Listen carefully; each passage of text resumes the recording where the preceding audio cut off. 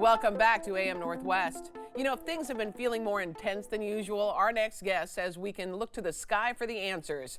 We welcome back the author of Astrology for Real Relationships, Jessica Lanyadoo. Good to have you back again, Jessica. So great to be back. Thank you. Talk about Mercury retrograde. It happens over the 25th, right, of this month. Yes, yes. And what does it affect?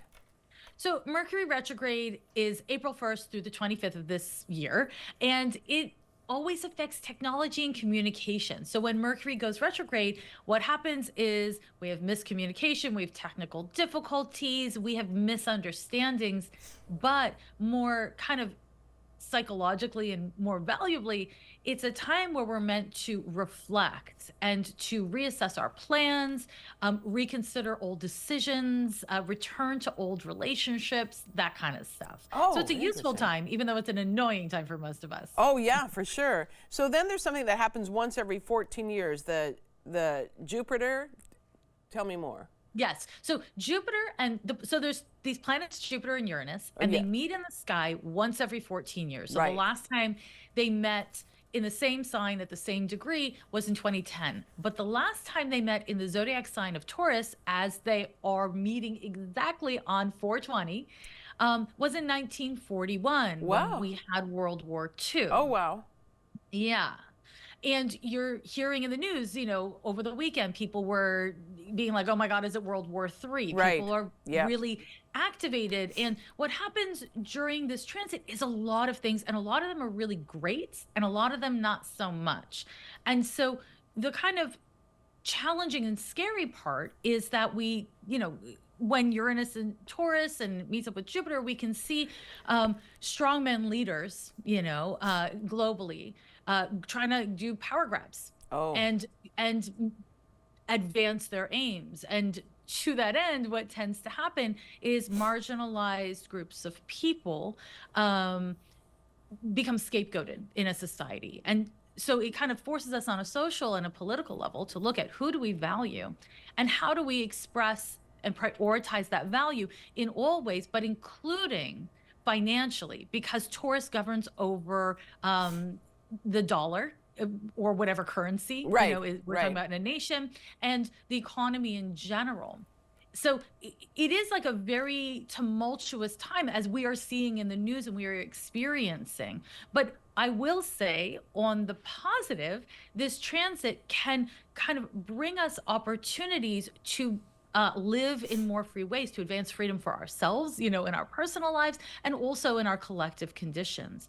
This transit can help us to have breakthrough moments. And so some people are really stressed out right now, right? On a personal level, people are really, you know, really tense, and other people are having breakthroughs and having real advancements in their lives. So it's like a mixed bag kind of transit. Oh, for sure. And then I understand that next week we have full moon in Scorpio, and that's on the 23rd. And what does that mean? What kind of effect does it have on us in that way? So that's okay. So we just come out of eclipse season, which is connected to this Jupiter-Uranus conjunction that we're having just because of the timing. And so with this full moon in Scorpio, it's going to be very emotional. It's going to kick up a lot of intensity. Now, on a social level, I think we should all be paying very close attention to the news and to journalism in general.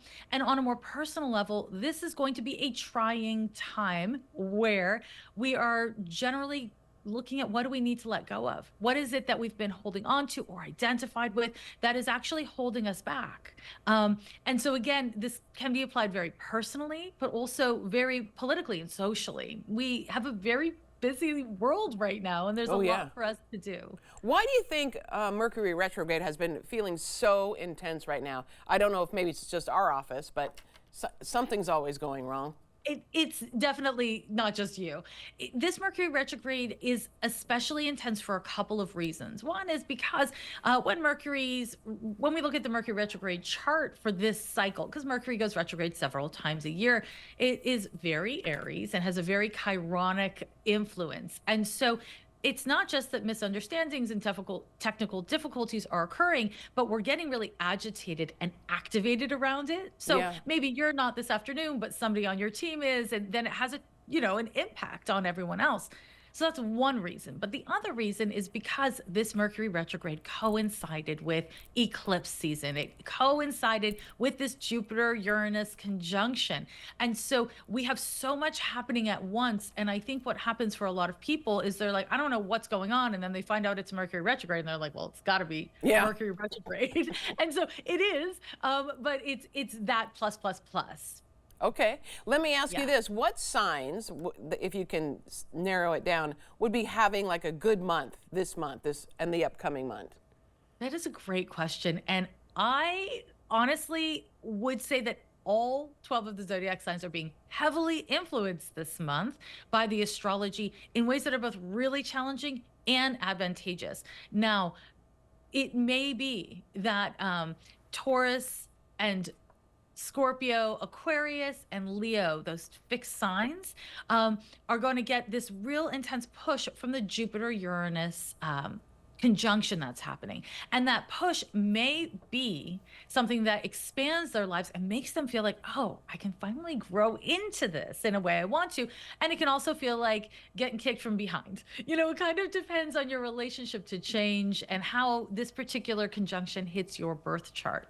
Interesting, because I thought really, I mean, this is not really astrology related, but I thought that what we went through during the quarantine time, people really did learn that you have to adjust. You have to adjust to change. And that affected a lot of people, sometimes in very positive ways. Yeah. Yeah, absolutely. And it's really interesting because we are in a time of life, right? Living on the planet as it is, where we all must be adaptable. We must adapt to the changing realities that we're living in, the changing circumstances that we're living in. I mean, you know, even the internet is really changing. And we're talking about, you know, the death of Web 2 and what's coming with Web 3. There's so much change happening all at once. And you know, some people have a much easier time adapting to certain circumstances than others, right? Yeah. So this is where, you know, as an astrologer, I say we have to look to our individual birth charts to understand how we're going to personally react to any of the given energies at play. Jessica, always fun to talk with you. We want to tell everyone again, your book is titled Astrology for Real Relationships. Jessica Lanyadoo, thank you so much. Always good to see you. Thank you so much for having me. You bet. All right, we'll be right back with more AM Northwest.